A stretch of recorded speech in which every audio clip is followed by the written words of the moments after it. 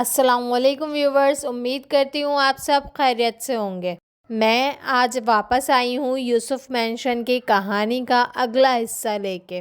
آئیے آگے دیکھتے ہیں کہ یوسف مینشن میں عمران کے ساتھ کیا ہوا۔ عمران نے اب فیصلہ کر لیا تھا، وہ سچ جانے بغیر اس گھر کو نہیں چھوڑے گا۔ وہ شام کو دوبارہ چچا رشید کے پاس گیا اور سخت لہجے میں کہا، چچا آپ نے مجھے سب کچھ نہیں بتایا۔ وہ عورت کون تھی جسے لوگ اس گھر میں دیکھتے ہیں؟ چچا رشید کی آنکھیں پھیل گئیں۔ وہ کپکپاتے ہوئے بولے، بیٹا چھوڑ دو یہ سب، یہ کھیل نہیں ہے۔ وہ عورت یوسف بھائی کی بیوی تھی، جسے سب زینت آپا کے نام سے جانتے تھے۔ کہتے ہیں کہ یوسف بھائی نے سب سے پہلے اس کو مارا تھا اور پھر بچوں کو، لیکن مرنے سے پہلے زینت آپا نے بددعا دی تھی کہ جو بھی اس گھر میں قدم رکھے گا وہ چین کی نیند نہیں سو پائے گا۔ عمران کی ریڑھ کی ہڈی میں سنسنی دوڑ گئی، لیکن پھر بھی وہ باضد تھا۔ چچا مجھے حقیقت جاننی ہے۔ چچا رشید نے ایک گہری نظر اس پر ڈالی اور بس ایک جملہ کہا، بیٹا حقیقت کبھی کبھی موت سے زیادہ خوفناک ہوتی ہے۔ یہ کہہ کر وہ خاموش ہو گئے۔ رات ڈھل گئی۔ عمران دوبارہ اپنے کمرے میں اکیلا تھا، لیکن اس بار وہ تیار تھا۔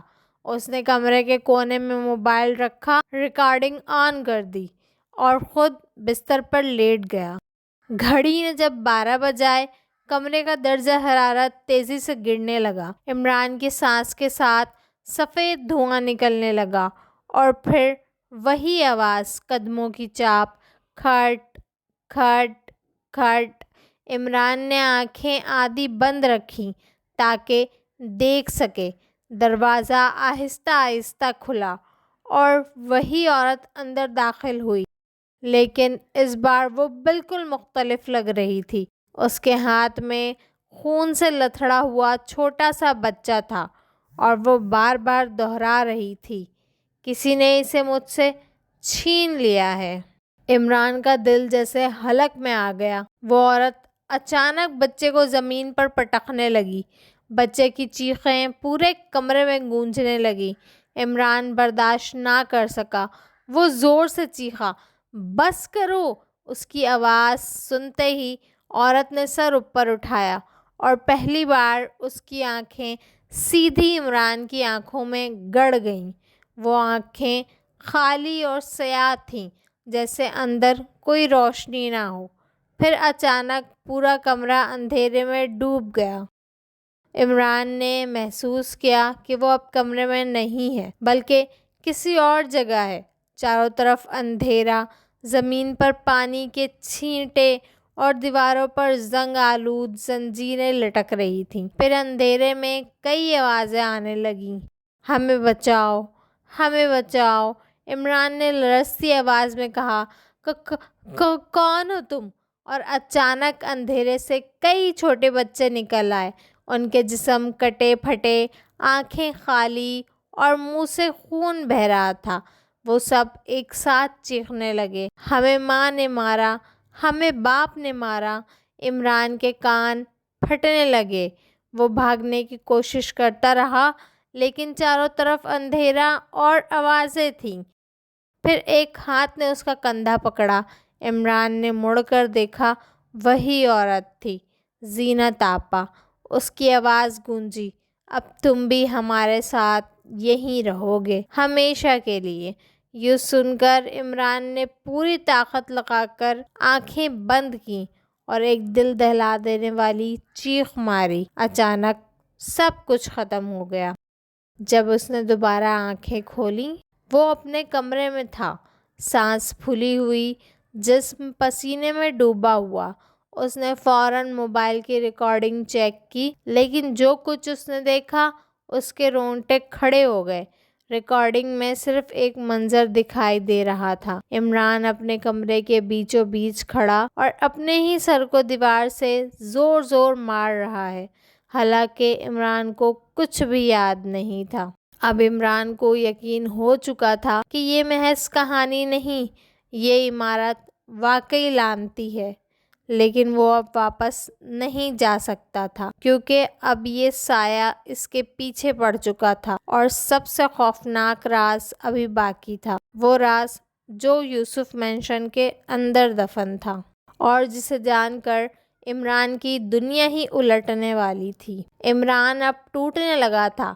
رات کی وہ ریکارڈنگ اس کے دماغ میں ہتھوڑے کی طرح بج رہی تھی۔ کیا واقعی وہ خود کو دیوار سے مار رہا تھا یا کسی اور طاقت نے اسے قابو میں کیا ہوا تھا؟ اسے لگنے لگا تھا کہ اب یہ سایہ صرف کمرے میں نہیں بلکہ اس کے اندر گھس گیا ہے، لیکن عمران نے فیصلہ کر لیا تھا کہ وہ آخری بار اس عمارت کے راز کو کھولے گا، چاہے کچھ بھی ہو جائے۔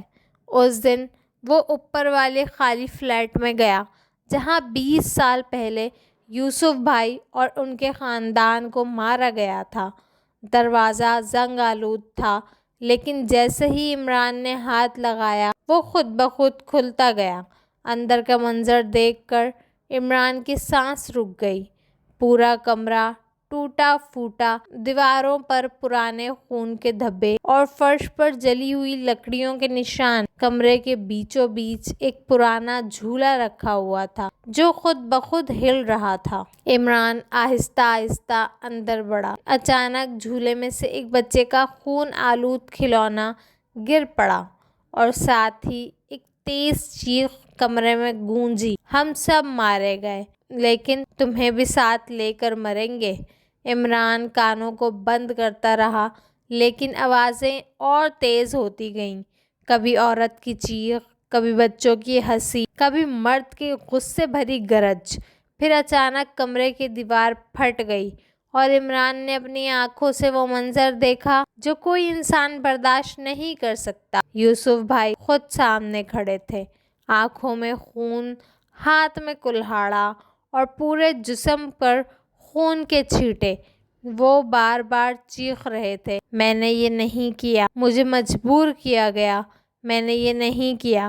عمران پیچھے ہٹنے لگا، لیکن یوسف بھائی کی بیوی زینت آپا اس کے پیچھے آ کر کھڑی ہو گئی۔ اس کی آنکھوں سے خون بہہ رہا تھا اور وہ سرد آواز میں بولی، یہ سب اس گھر کا شاپ ہے، یہ سب کبھی ختم نہیں ہوگا۔ کمرہ ہلنے لگا، چھت سے مٹی اور پتھر گرنے لگے۔ عمران نے پوری طاقت لگا کر باہر بھاگنے کی کوشش کی، لیکن جیسے ہی وہ دروازے پر پہنچا دروازہ بند ہو گیا۔ اس نے چیخ کر کہا، مجھے جانے دو، مجھے کچھ نہیں چاہیے۔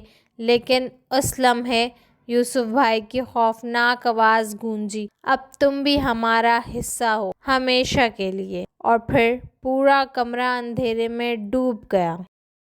جب عمران نے ہوش سنبھالا تو وہ خود کو ہسپتال کے بستر پر پایا۔ ڈاکٹروں کے مطابق وہ یوسف مینشن کے ایک کمرے میں بے ہوش ملا تھا۔ اس کے جسم پر زخموں کے نشان تھے جیسے کسی نے کلہاڑے سے کاٹے ہوں، لیکن پولیس کی رپورٹ میں لکھا تھا عمارت بالکل خالی تھی، وہاں کوئی دوسرا نہیں تھا۔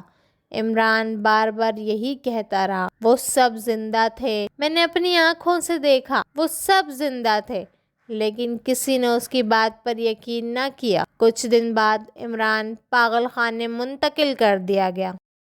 آج بھی اگر آپ یوسف مینشن کے پاس جائیں تو رات کے وقت وہاں سے کسی کی چیخ سنائی دیتی ہے۔ لوگ کہتے ہیں کہ کبھی کبھی ایک نوجوان لڑکے کی آواز آتی ہے جو بار بار یہی کہتا ہے، مجھے جانے دو، مجھے یہاں سے جانے دو۔ کچھ لوگ تو یہ بھی کہتے ہیں کہ عمران اب اس عمارت کا نیا قیدی ہے اور یہ یوسف مینشن کی نحوست ایک اور روح کو اپنے اندر قید کر چکی ہے۔